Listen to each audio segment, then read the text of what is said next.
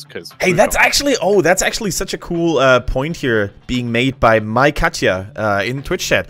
Could Mr. Large Intestine be in fact Mr. Big Guts, as in I have a lot of guts? Oh, maybe that would make sense. And Big Guts is one hell of a cool nickname. Yes, it is. I'm down with that. I like it. All right, well, look at the name for him. We have named him. Whoa, that's 100% win rate for SBT, which is not surprising. 10-0. In trouble. 1-6. Ugh. That is one impressive sample size as well. 10 victories out of 10 games. That is no slouch. Yes, that's the minimum acceptable sample size for like a secondary school study. That is the scenario we are in. All right, ladies and gentlemen, let's see. I believe in German. Yeah. Don't we have secondary schools? Is that what you call them, or do you call them something else? So basically, if you want to have an exact overview of the German school system, you'll probably go crazy because it's so messed up. However, we do call our how would I call it? Secondary school. We would call it Gymnasium, which is basically gymnasium, and means something completely different. The gymnasium is just the gymnasium is where you do sports. Not here. That's where we sent the smart people to. And then there's a middle school, and oh boy, it's cragy. To be fair, the German, as far if I remember correctly from my Roman, I think it was, or maybe Latin, the gymnasium didn't used to be a place for sports. It used to be a place for intellectuals to gather, but I might be completely off. Yeah, and if I'm not mistaken, it also derives from ancient Greek and not Latin, so that's more like it. That sounds about right. Yeah, I don't know. I was wrong in some way, shape or another. So yeah, the German version is actually more correct. All right. But yeah, school system's pretty messed up. I have lost track inside of what's going on ever since I finished it. So don't take me back, Tetra, please. Don't send me back there. I don't want to go back to gym. Alright, here is Daka being first picked by RPG, already going in for a chicken hero, and a chicken hero that's actually safe, and a solid hero on this map. Alright, and that's exactly what they need. Like RPG, they need to find a good balance between comfort picks, but also maybe have one or two surprises up their sleeves in order to mess with SPT. By the way, we see Soap here. For those of you guys who are relatively new to the fall season, Soap is being the latest addition to the roster since we lost Wings, and Soap is now the main tank player, basically causing Misako to be the off-tank / melee assassin, which is insanely cool to watch. Now it is. So I've just realized that with the reworked Leoric, that we could just see, like, in theory, a very reasonable, I'm trying to think if there's support, full undead team. Is there an undead support? If you go for the skin, then technically speaking, Morales becomes pretty much an apothecary, and I'm not sure if she's undead, but dead. No, probably not. Where'd you get that one from? That's the closest I could think of being dead. I mean, Uther dies a lot and becomes a ghost. Does that count? Yeah, maybe. I mean, Rhaegar's bound is called Ghost Spirit Wolf. Can you imagine how cool a Death Knight Uther skin would have been, just like in Hearthstone? Oh, man. It would be cool, but we already have, like, Fell Uther. We have many options, but I'd like to see all, like, those Hearthstone skins from Frozen Throne nowadays. Oh, yeah. So, yeah. Our first Ariel of the day, though, and it's already paired with Valor, so I believe already mistakes were made. ETC and Lunara, though, coming in. This is going to be... We don't often see the Wang ETC. It's actually not that common a sight, him preferring the Muradin and stuff like that. Looking a little bit like Europe here, though, RPG, that is. Putting a lot of emphasis on the ETC, going for Lunara, which used to be a little bit more common in China, but basically was never seen until now in the current season. Ooh, okay, so he's played ETC 5 times. Gotcha. And has a 0% win rate. Oh boy. Oh boy. Oh boy. Oh dear. We're going a bit Woody Allen here. Hey, ooh, this might be quite unfortunate. But Tetra, this has been the season of breaking flawless records. Very true, and this is what we look forward to seeing. Can they continue that trend? I like the Chromie band, though. Infinity and Locktar have been playing this exceptionally well. Adding that away, seeing as it can be a huge punishment for Ariel. Very smart move by SBT. They're learning their opponent's strengths and their own comp's weaknesses and banning where those two correlate. All right, the Garrosh, a hero that we should have mentioned a lot earlier, in my opinion, because he's been a common sight in Europe and other regions, has had a pretty significant impact. However, we have yet to see him in China unless they played him yesterday, which I don't think so. No, we did. We saw him. CE played him on like the very last game of last week and lost. Oh, really? I think it was in their showing at the start. I will double check this for you, but I'm pretty sure they played him. Okay, maybe it was just escaping my memory then. For now, though, we see the Malfurion ban coming in here. I mean, I'm not exactly sure why they would ban Malfurion here. All-Real Malfurion is, of course, a combo that could be run in theory. It's a combo, a double support combo, that we haven't seen a whole lot, though. So maybe it's just a gap closer. I don't know. I have no logical explanation why you would ban Malfurion here. Oh, 2 Garrosh games yesterday mid-season. Thank you very much. Here we go. I'm pretty sure CE played one. I'm not sure who did the other. It's pretty cool. Could help out with that. CE heroes. Yep, there is Wait, where is Garrosh? There he is. Yeah, there he is. He was played. Okay. Very recently. Gotcha. And this is exactly what I was thinking. Like, if you thought of banning a secondary support, why would it not be Uther here? RPG, please. Uther works so well with Auriel. They combine a very complementary support style. One focuses on the strong solo target, long cooldown heals. The other one focuses on AoE healing that's a little bit more consistent. And now they have Malthael in the mix, Divine Shield, and Crystal Aegis. Good luck killing that guy. Bandit KT was the second one. KT lost. It was against SBT. CE won against Hearts Lady with Garrosh. So far, Garrosh has a 50% win rate. Cool. In China. 1 win, 1 loss. Tetcher, tell me what RPG can do to salvage this situation, because so far things don't look good for them at all. It's a hell of a lot of damage over time against them, so I think the best way to deal with that... Okay, that's... Well? Not what I was going to say, but it's doable. I was going to say the best way to really deal with damage over time is to just try and... just out-rotate, really, and Medivac could do that, and if not, that gives them a lot more lane sustain, so they have a chance there, but then again, Morales has less lane sustain than Auriel, because Auriel's lane sustain is infinite, because she has no mana, whereas Morales would have to go for the infinite mana trick to have any chance. Things are pretty rework here. If only I was going to say, if only the rework had been here already, then she wouldn't have to worry about mana either. I think RPG just relies on the power of love to overcome and surpass every odds. I have no other explanation here. I think I wouldn't call them outdrafted, though, because they do have a couple of playmaking heroes in their roster, in their draft, especially that ETC, if he decides to go for Mosh Pit. I don't see a lot of reliable counters just yet. Of course, that changes everything, and a Nubrek having 2 stuns to potentially, or actually 3 interrupts with the Cocoon to end any dance parties. That's pretty solid. I do love SPT's draft. I really do. I like it too. RPGs isn't terrible. No, it's not terrible. Everyone has some kind of escape, leaping strike, disengage, even Medivac technically, which I think should be taken just for the sustain. As much as I would love to see a Stim Drone Lunara, which I think is what they're probably going to go for. I would prefer the Medivac now that there's a Nubrek on the other team, and also it helps them with the rotations, since they already have one completely global hero and a second potential global hero. Their rotations could be absolutely devastating if they're able to play this well. Alright, so as you said, normally when there is an Uther in the enemy team and you are the ones rocking Lunara, it means good times, because Uther has traditionally had a lot of trouble healing against all that AoE poison, but there is an Auriel, exactly. So, very stable roster, and once again, a very different approach to play the game. Very aggressive lineup with ETC Dehaka on the side of RPG, whereas SPT, they like to take things slowly and out-sustain their opponents slowly but surely. Indeed they do. Which team's going to win this, though? The map advantage in terms of statistics and experience is almost certainly going over to SPT.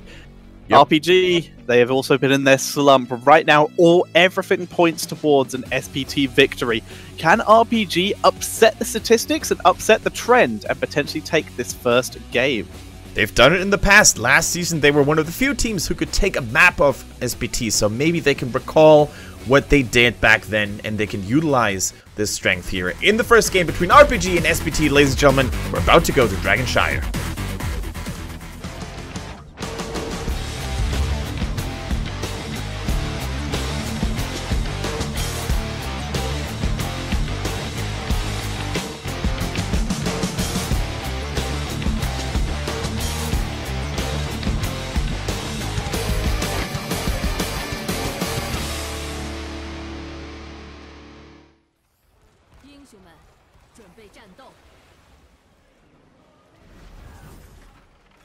Getting a couple stutters here. Oh, sorry, I wanted to let you introduce RPG because they're your baby boys. Oh, I'm sorry. We'll introduce them when the game starts. I'll do SBT though. We see Zhen Zhao on Valor, Melody C on Uther, Misaka on the Malthael, Soap on a Dubrak, and ZZH on the Ariel. All right, next time you're gonna take your boys, hopefully. Okay, gotcha. We need to, like, the way I've been doing it is whoever has the last word before the music does it. That's the pattern I've been seeing in how we do it. I didn't have any patterns, so that is where we're getting. That's where we're going wrong. That's why they hired us for this job. Indeed. So for now, would you like to introduce RPG? There we go. We see Wang, of course, on the ETC. Tetra mentioned during the draft that his record on that hero has not been the best. So he's definitely going to try to break through and maybe just get a couple of nice mosh pits done. Although, traditionally, you could also go for the stage dive, although it will kind of overlap with the Dahaka Global. So oftentimes when you have that main tank role as an ETC, you normally always go mosh pit, whereas if you're the kind of bruiser, secondary warrior type of guy, you normally go stage dive. Indeed, they do get cleanse, so it's it is a little bit more potential for a mosh pit as well. True. We also, by the way, have Morales once again abandoning her own safety to try and increase that laning potential and increase the teamfight potential in the form of the prolonged safeguard. A very underutilized talent, I would say, considering its huge value, increasing the duration of that extra 25 armor by 1 second. It's really nice, and look at that sneaky approach here by Melody C on the Uther, coming all the way from behind, going for a big flank, and I think Sa is going to bite the dust here. Rippy! The Uther ganks. Wow. No assistance, just walking in and smacking the hammer. Absolutely love it. Beautifully played. First blood going over to SPT, and that's actually hit level 3 first. And that was so sneakily, cheekily done as well, because Uther was hiding himself for the entire duration of that laning phase. So they didn't even know where he was at. He could have been roaming to a different lane. He could have been hiding in the bottom lane. It was extremely hard for RPG to anticipate that. Although I do want to argue that other teams could have maybe predicted it. It's not like it was completely out of the blue. Maybe scouting grenade, maybe Wisp. You have a Wisp, but you never... When do you ever expect to be ganked from below on the bottom lane of Dragonshire? It doesn't happen. It was just a spectacularly well executed gank. It was taking the least expected move and executing it very well. Speaking of least expected, surprise! ETC takes a lot of damage. Does he have power slide to get out? Yes, he does, and that also saves Locktar. Good escape there. That's actually well done. A 2 versus 4. I mean, SPT doesn't have the strongest of early game damage with the double support composition, but still, nice knockbacks, nice stuns here by Wang, saving his brother in need and taking good care of the Rhaegar. Locktar, by the way, I think this player alone has so much potential and played so well, especially last season, that I really want RPG to succeed. Also, he has got the coolest part in the hype trailer, probably, you know, channeling the energy and raising his arms in a wizard pose. Give us your energy. As he moves, we do see Infinity, though, with that Lunara trying to get some damage. I love this double lane. It's like 2 of the best ranged assassins and 2 of the best supports in the league, just battling it out. It's fun to see. A noob, though, is coming down to ruin the fun, despite the fact that the bottom lane's already won. So, spoil sport. He is just waiting down here to see if anyone rotates. It looks like Gravy was thinking about it. Instead, he remembers what happened last time. It takes the long way round. Also, we haven't mentioned it yet. Ariel has gone for Searing Light on level 1. Searing Light, of course, a very interesting talent because it combines healing with damaging opponents standing in the radius of the circle. So that's kind of nice. Chicken, in the meantime, getting chased down, although his bush speed is just too much for the enemies to handle. But yeah, very, very cool talent deviation here. We also see a, I think it is the slow after the knockback from the Detainment Strike. Yes, I believe so. Yep, so... I will double check that one for you, though. Kind of cool, kind of cool. And that's basically been... Oh, hold on a second. You're correct. That is the extra slow. Yep. Chicken... He's fine for now. However, now he's the one getting reinforcements. Misaka needs to be careful. Malthael has no escape abilities unless he teleports. Except that one. Yep. And the extra movement. Oh no, Chicken. Beautiful execution. Infinity also takes a huge amount of damage. Nice That cleanse. extra 25 armor, and the lovely cleanse able to get him out of danger. Currently, though, we have the double beam happening towards the mid lane. We already have the two-man defense, though. Loktar and Wang were holding the mid lane. Wang has pieced out, though, and Loktar's not guarding the thing, and who could just take it, but they weren't prepared. Now Greymane is having to move too far forward. Malthael's moved in here as well, along with the Uther, and that's going to be the first Dragonite getting denied by Wang. I stand corrected at Dahaka.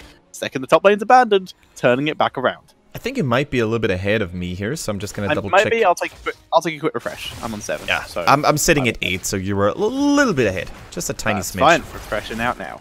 There we go. In the meantime, I do want to mention that Sa on that Morales has been doing an absolutely fantastic job here, keeping his fellow teammates alive with those cleanses. Keep in mind that once the rework hits town, Morales will no longer have access to those normal cleanse shenanigans. No. But speaking of Sa, we might have jinxed him. No, he's fine for now. Yeah. What does she get in replacement of cleanse? So actually? She gets a soft cleanse, basically, only allowing to dispel slow effects, which is kind of nice against certain heroes, I guess, but it's nowhere nearly as powerful as a cleanse. Like, is an activatable just removes all slows? No, her W basically cleanses slows every time it's getting used. Okay, that's reasonable, actually. So she can also cleanse herself against slows. Unslowable while the W is active? Okay, that's more reasonable, as long as it's not you can only remove slows. Yeah, but almost every slow ability is a consistently added thing. How's that? No, and whenever you dispel a slow effect using your W, the cooldown also gets reset. Not reset, but lowered, which is kind of nice. Then she gains a very similar ability to Uther's Guardian of the Ancient Kings, where if you drop your W on a stunned or silenced target, or was it only stunned? I can't recall exactly, but stunned for sure, then they take bonus armor. I think they get 25 bonus armor, which is kind of nice. Alright, I'm down with it. I'm excited to see it. Morales used to be one of my favorite supports, and she dropped off so much I was sad, so I'm excited to see a rework that doesn't appear to have removed what made Morales great. Yes, exactly. Other than cleanse, rip cleanse. Oh, you're gonna be shooting grenades all over the place. Trust me. The grenade build at Gamescom felt very powerful when I got the chance to play her. Shield removable sounds useful. Yeah. So Wang walking through that bed of barbs, having a little bit of trouble in the mid lane. A beautiful leaping strike there's easily enough energy. CCH just wanted to play it cool, you know. Yeah, just make sure you're safe and behind. But heroics are available for both teams, as we just saw. Leaping Strike at the Mosh Pit is what is chosen. Isolation, Cursed Bullet, which has already been used, and the Safety Medevac, and of course the rotational Medevac if they choose to use it. In the meantime, though, we have the Cocoon to go down here. That's the problem. Good save. Wang is a bro, though.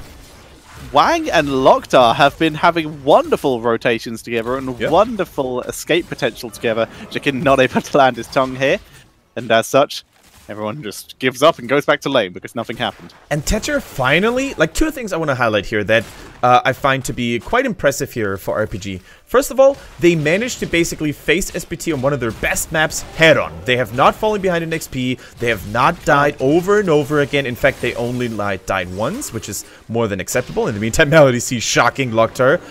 He needs to be careful now. Oh, God, he's alive again. The holy shark! The holy shark! But he's chasing down. He's out of range. He wants him. Stacked on level 1 yet, so he didn't have the extra range to get in there. And as such, Wang able to escape. Sorry, not Wang. Loktar able to escape again. Currently, double lasers channeled, but they have to give up. Also, quick thing to mention here from ZZH on one of the talents he chose: Leaping Strike. Not enough. Didn't have the second Leaping Strike, but didn't have enough mana for it. Potentially took way too much damage there, but he's fine. But yeah, ZCH, normally you will see these days the Energized Chord on level 7, but who's the hero one of the heroes that combos the best denied? Get wrecked. Wow. Who is one of the heroes who combos best with Ariel? Lunara, because she consistently gives energy. What's the best way to do that when she's on the other team? Empathic Link. Ariel stores 25% of damage taken by allies with Bestow Hope. So basically, she throws that on Valor. Valor takes the poison, and she gets not as much as she would get with having Lunara on her team, but now she's still just getting hope from Lunara and Valor. You can abuse the fact that Lunara cannot stop her poison damage, preventing Oriel from getting all that energy. So that's a really, really good point you make there in terms of adapting to the enemy team composition and turning a unfavorable matchup in an okay matchup. So Kind of nice. Also, I do want to highlight how cool that Cocoon was to basically say, I'm going to take this Dragonite. There's nothing you can do about it. There was a really cool attempt by Greymane, though, to try and prevent it by using the Cocoon for the cocktail, but he was just off, just short, so was not able to do so there.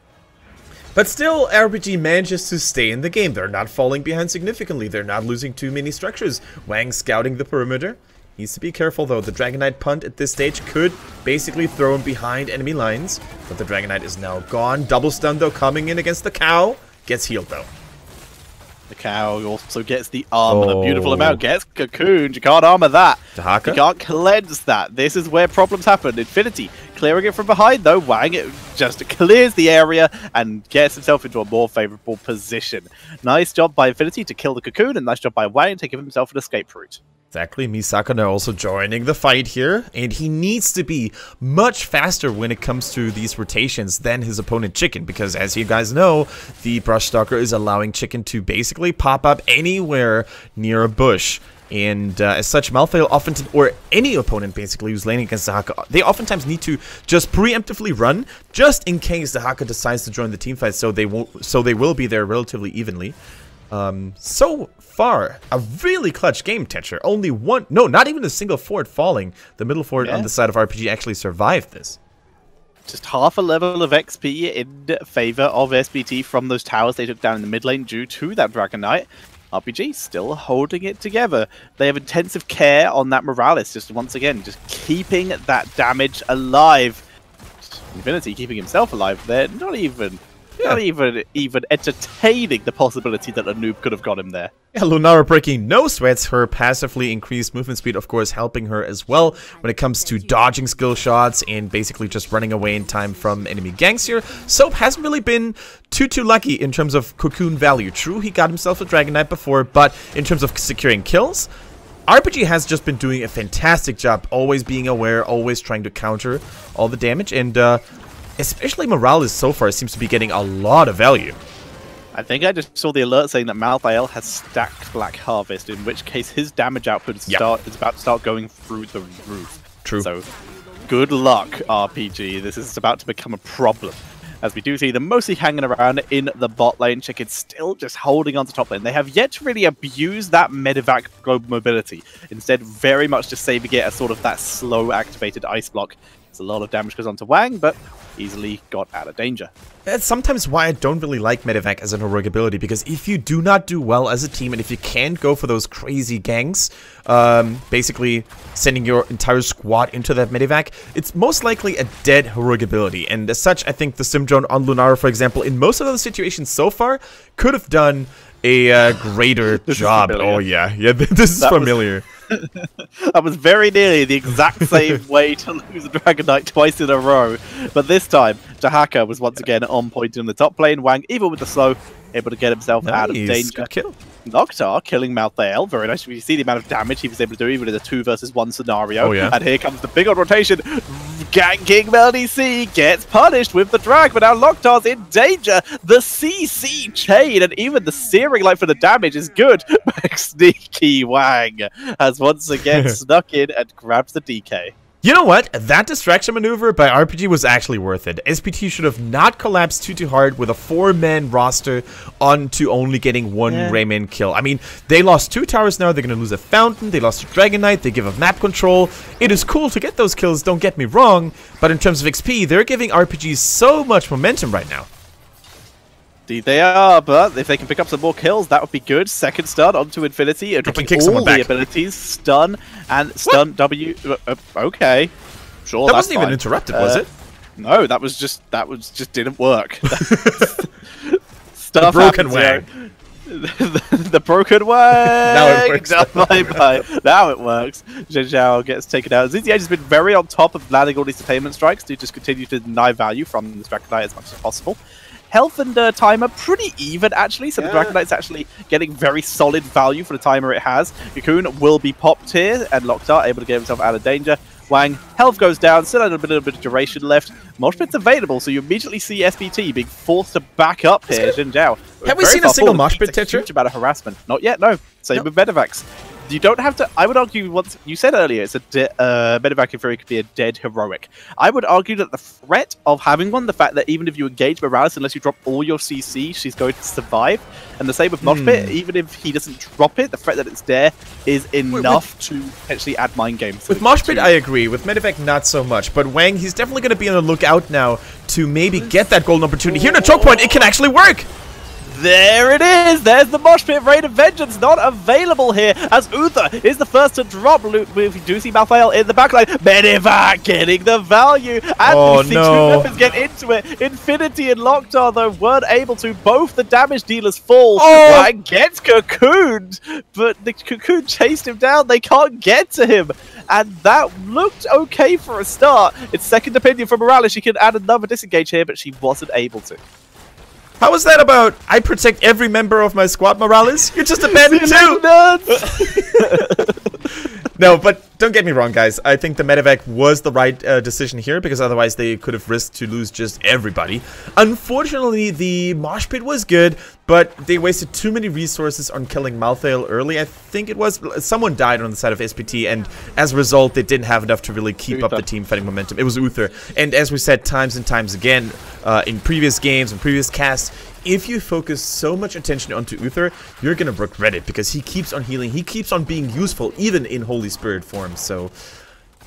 Yeah, I mean, they got a nice mosh pit, but the backline took too much damage, and they split up, lack of communication. True. That medevac could have got all of them out of danger. It was, once again, better to have it, and it's very much like Ice Block the medevac, I would argue, again. Better have it and not need it than to...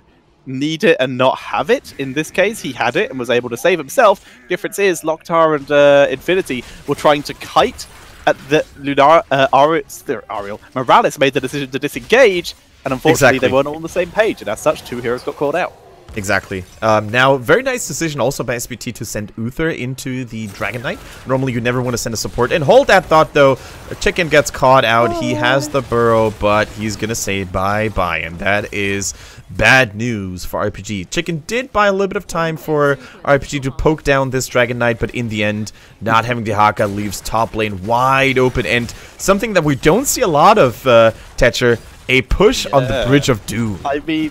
Mosh is ready. The Dragon Knight's super far away. If Lunara was actually down here, they could have gone for it. Here comes the Tormented Souls. Cocoon is dropped. Medevac having to be used to save him. But ETC is almost certainly dead. Oh yeah, he's a goner. Is he?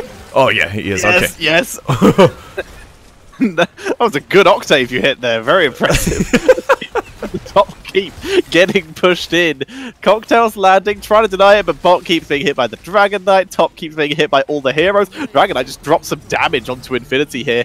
Uses all its remaining damage. Uther now needs to get out of dodge, as he is not in the best position to be alone. Yep. As we do see the rest of the damage being dropped, but that's one and a bit keeps down. Bot keep was able to survive, but it's not exactly in a favorable position to remain that way. No. Don't follow up on the Melody C, guys. I think he's the bait. He has the redemption. He's going to come back, and now you lose Morales in the process. What have you done? Medevac denied. Medevac 10 seconds. Stay alive. No, it goes down. Melody C returns. They overdid that. You can stay at range, Morales. You have second opinion. Infinity goes down. Cocoon on Greymane. This has turned into a disaster. Yep. And... decent follow-up. Even isolation doesn't land. Was too far away. Chicken not able to save his teammate. Just ETC. He could mosh to try and delay the game here, but that's really all they've got now. Yeah. And can we just agree on the fact how much Soap's cocoons have been demolishing RPG's rhythm?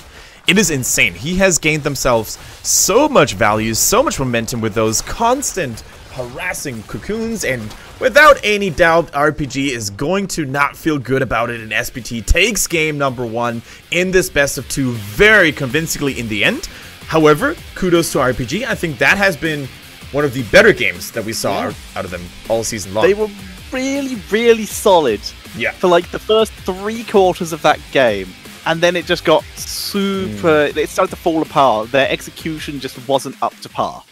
Exactly. It was all about team fighting and communication during those team fights, because oftentimes you could really see how Saw and Morales was on a completely different page than, let's say, Infinity and Loktar on the Greymane and the Lunara. So unfortunately for RPG, despite them playing very, very well, in fact, one of their better games in the season, it was not enough to take down SBT. However, SBT, I think they will have, you know, gained a little bit of respect, because it was not an easy game for them by any means.